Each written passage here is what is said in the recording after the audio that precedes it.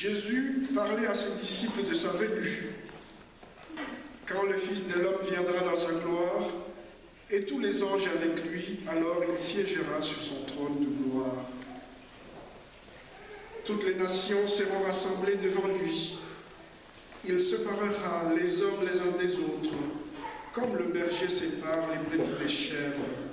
Il placera les brebis à sa droite et les chèvres à sa gauche. Alors le roi dira à ceux qui seront à sa droite, « Venez, les bénis de mon Père, recevez un héritage, le royaume préparé pour vous depuis la création du monde. Car j'avais faim, et vous m'avez donné à manger, j'avais soif, et vous m'avez donné à boire. J'étais un étranger, et vous m'avez accueilli. J'étais nu, et vous m'avez habillé. J'étais malade, et vous m'avez visité. J'étais en prison, et vous êtes venus jusqu'à moi. » Alors les justes lui répondront, « Seigneur, quand est-ce que nous t'avons vu? Tu avais donc faim, et nous t'avons nourri. Tu avais soif, et nous t'avons donné à boire. Tu étais un étranger, et nous t'avons accueilli. Tu étais nu, et nous t'avons habillé. Tu étais malade ou en prison. Quand sommes-nous venus jusqu'à toi? » Et le roi leur répondra, « Amen, je vous l'ai dit, chaque fois que vous l'avez fait, à l'un de ces petits qui sont mes frères, c'est à moi que vous l'avez fait. » Alors il dira à ceux qui seront à sa gauche, « Allez-vous-en loin de moi, maudits, dans le feu éternel, préparé pour les démons et ses anges. Car j'avais faim, et vous ne m'avez pas donné à manger. J'avais soif, et vous ne m'avez pas donné à boire. J'étais un étranger, et vous ne m'avez pas accueilli. J'étais nu, et vous ne m'avez pas habillé. J'étais malade et en prison, et vous ne m'avez pas visité. » Alors ils répondront eux aussi, « Seigneur, quand est-ce que nous t'avons vu avoir faim et soif, être nu, étranger, malade ou en prison, sans nous mettre à ton service? » Il leur répondra, « Amen, je vous l'ai dit, chaque fois que vous ne l'avez pas fait à l'un de ces petits, à moi non plus, vous ne l'avez pas fait. » Et ils s'en iront, ceux-ci au châtiment éternel et les justes à la vie éternelle. Acclamons la parole de Dieu. Louange à toi, Seigneur. L'évangile qui a tardé à venir, je vais vous poser une question.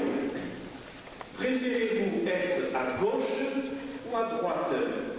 N'y voyez aucun sous-entendu politique. Et pour qu'il n'y ait aucune ambiguïté, je vous pose la question autrement.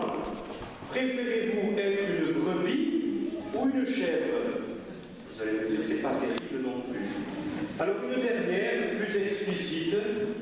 Choisissez-vous la vie éternelle ou le châtiment éternel?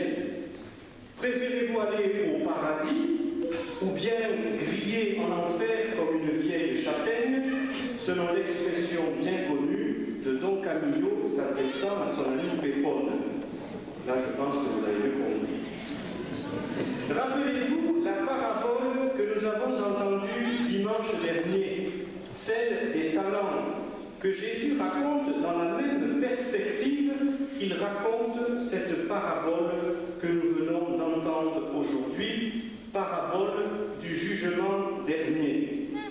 Il est question du salut, de la vie éternelle ou de la damnation éternelle. Et les choses sont claires. Dans la parabole des talents, le maître, c'est-à-dire Jésus, donne à ses serviteurs ce qu'il est et ce qu'il a. Et le talent, le cadeau, le don le plus précieux qu'il fait à ses serviteurs, et donc à chacun de nous, et à vous aussi, les enfants qui bavardaient devant moi, ce talent, c'est l'amour, cette capacité que nous avons d'aimer. Nous le croyons, le Seigneur nous a créés à son image et à sa ressemblance. Et si nous croyons que Dieu est amour, cela veut dire que nous sommes créés à l'image, et à la ressemblance de l'amour. Et que personne ne dise qu'il n'a pas reçu ce talent, ce cadeau de l'amour. C'est en chacun de nous, il fait partie de nos gènes. Nous avons donc reçu ce talent, frères et sœurs, talent de l'amour. Que faut-il en faire pour éviter d'aller en enfer? Ça rime, vous avez remarqué. Tout simplement, ce talent de l'amour, il faut le faire fructifier et non le cacher. Et comment le faire fructifier? En le mettant au service des autres, en le rendant vivant et actif. Et quand on lit la liste de ce que le Seigneur nous demande, il y a de quoi être un peu désarçonné. On aurait pu imaginer que le Seigneur allait nous demander des choses extraordinaires, tellement extraordinaires, tellement héroïques, qu'elles en seraient peut-être irréalisables pour le commun des mortels. Alors écoutez bien, les enfants, écoutez ce que Jésus nous demande de faire. Donner un peu de pain à quelqu'un qui a faim, un peu d'eau à quelqu'un qui a soif, accueillir l'étranger, habiller celui qui est nu, aller voir, visiter le malade ou celui qui est en prison. Un peu de pain, un peu d'eau, c'est tout. Mais attention, un peu de pain, un peu d'eau et beaucoup, beaucoup d'amour.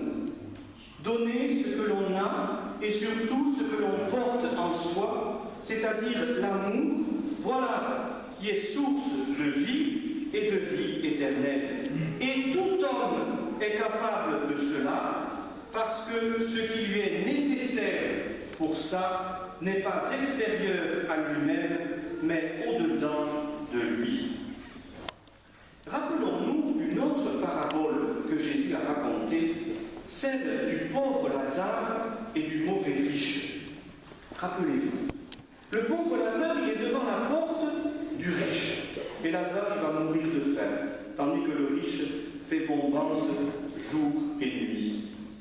Voilà que Lazare va mourir. Il est accueilli au paradis et il est heureux. Par contre, le riche, lui, il meurt aussi et il va souffrir les tourments dans la géhenne de feu. Quel crime lui est-il reproché? Est-ce qu'il lui est reproché d'avoir fait la fête tous les jours? Pas du tout. Ce qui lui est reproché, c'est qu'il a ignoré Lazare qui mourait devant sa porte. Il ne l'a pas vu. Il a fermé ses yeux et son cœur. Il n'a pas aimé, tout simplement. Alors comment pourrait-il recevoir de l'amour si lui-même refuse cet amour?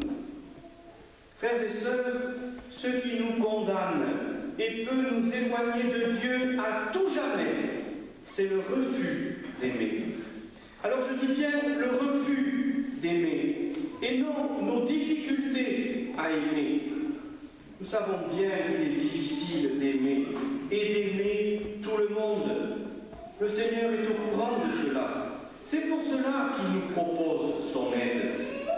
Mais si nous refusons délibérément d'aimer une personne, parce qu'elle est ceci ou parce qu'elle est cela, si nous refusons de la reconnaître dans sa dignité de personne, et si nous portons atteinte à sa dignité, eh bien Jésus nous dit, c'est lui, Jésus, que nous refusons d'aimer. Et nous portons atteinte à la personne même de Dieu.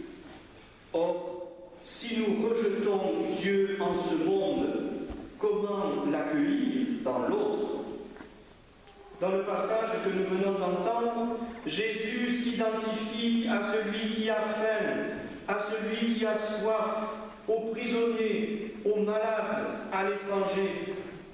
Il nous demande, quand nous regardons un souffrant, de le voir, lui, Jésus, lui qui a souffert sur la croix par amour pour nous. Comme l'a rappelé le prophète Isaïe, Jésus est l'homme des douleurs et il est présent dans les hommes, les femmes et les enfants qui souffrent, comme il est présent en chacun de nous. Comment arriver à regarder l'autre comme si nous voyions Jésus en personne? Eh bien, chers amis, il nous faut d'abord commencer par regarder Jésus. Prenons le temps de le contempler, de l'accueillir à travers tous ces cadeaux qu'il met à notre disposition et que sont la prière, la lecture priante de la parole de Dieu, l'adoration où je suis là face à face avec mon Dieu, où je le regarde et où il me regarde.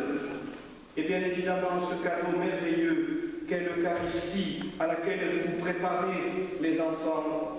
L'Eucharistie où vous allez recevoir en vous Jésus en personne. Jésus qui va vous recevoir en lui et avec qui vous n'allez faire plus qu'un. Sans oublier le sacrement du pardon où nous reconnaissons humblement que nous avons besoin de l'amour de Dieu pour avancer et repartir, purifiés, pardonnés par la puissance d'amour du Christ Sauveur. Accueillir Jésus dans nos vies, lui dire oui chaque jour, lui offrir notre cœur pour qu'il nous offre le sien et que nos cœurs battent à l'unisson. Finalement, nous parviendrons à regarder les autres comme Jésus les regarde et à les aimer comme Jésus les aime.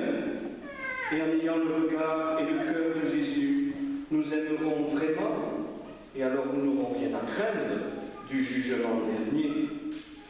Voilà, chers amis, notre mission, si belle mission que le Seigneur nous confie. Mission que Saint Jean de la Croix résume ainsi: là où il n'y a pas l'amour, mettez de l'amour, et vous récolterez de l'amour. Et n'oubliez jamais qu'au soir de notre vie, nous serons jugés sur l'amour.